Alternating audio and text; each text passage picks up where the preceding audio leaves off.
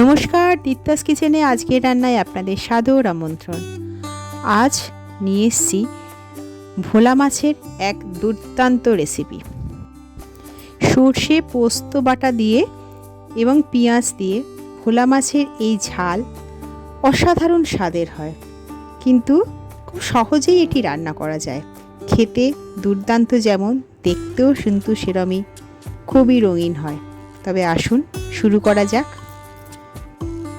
প্রথমে নিয়েছি ভোলা মাছ, কেটে ধুয়ে পরিষ্কার করে ভোলা মাছে নুন এবং হলুদ মাখিয়ে 10 মিনিটের জন্য আমরা রেখে দেব। নুন হলুদটা মাছের দুপিঠে এত ভালো করে মাখানো হয় সেটা মাখিয়ে নেওয়ার সময় খেয়াল রাখতে হবে। পেঁয়াজ মিহি করে কুচিয়ে নিয়েছি, আর নিয়েছি 8-10 কোয়া রসুন, নিয়েছি কালো সর্ষে 2 চামচ, সাদা সর্ষে 3 চামচ, 1 চামচ বড় চামচের পোস্ত আর 4টে লঙ্কা। এই তিনটেকে আধ ঘন্টা ভিজিয়ে রেখে নুন দিয়ে মিহি করে বেটে নিয়েছি। এরপর গ্যাসে কড়া বসিয়ে কড়াটাকে ভালো করে গরম করে তাতে সর্ষের তেল দিয়ে নিতে হবে পরিমাণ মতন। সর্ষের তেল ভালো করে গরম হলে তাতে মাছগুলো অল্প অল্প করে ছেড়ে ভাগে ভাগে ভেজে নিতে হবে। মাছের দু পিঠ 2 থেকে 2.5 মিনিট মাঝারি আঁচে ভাজতে হবে। লাল যখন হয়ে আসবে তখন মাছগুলোকে আস্তে আস্তে তেল ঝরিয়ে কড়া থেকে তুলে নিতে হবে। এইভাবে আমি দেখুন সমস্ত মাছগুলো ভেজে নিয়েছি।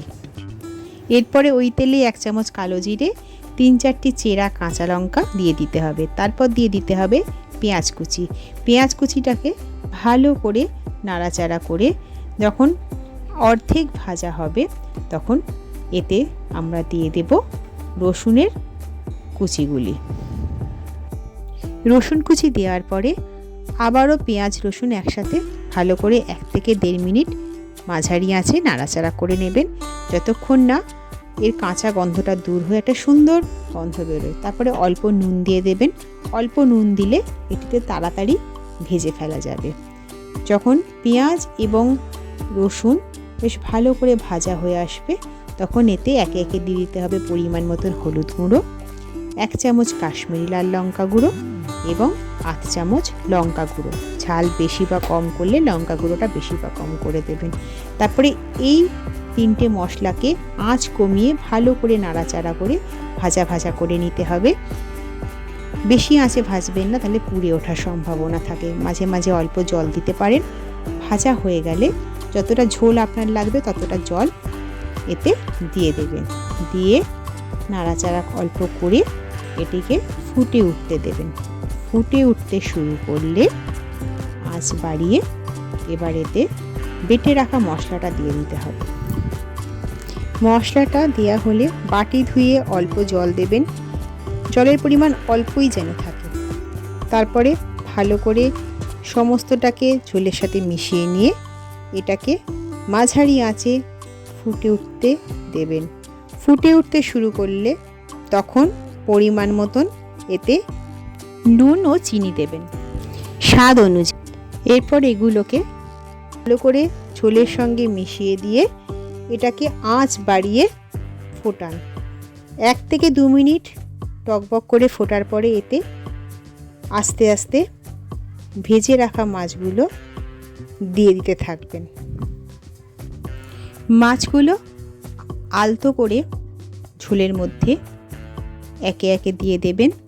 তারপরে আস্তে আস্তে খুন্তির সাহায্যে একটু উল্টে পাল্টে নিয়ে ঝোলের মধ্যে এমনভাবে রাখবেন যাতে মাছের 2 পিঠেই ভালো করে ঝোলটা লেগে যায়। এরপর আঁচ বাড়িয়ে দিয়ে ঝোলটাকে ফুটে উঠতে দেবেন। ঝোলটা বেশ ভালোভাবে ফুটতে শুরু করলে এতে স্বাদ অনুযায়ী আপনারা চেরা কাঁচা লঙ্কা দেবেন। তবে খেয়াল রাখবেন আগে আমরা লঙ্কার গুঁড়ো এবং আস্ত লঙ্কা একবার দিয়েছি।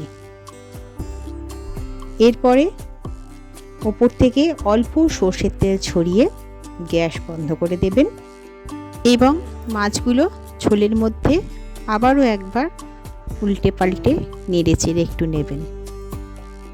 ভোলা মাছের সর্ষে ঝাল রান্না শেষ এবং পরিবেশনের জন্য একদম রেডি।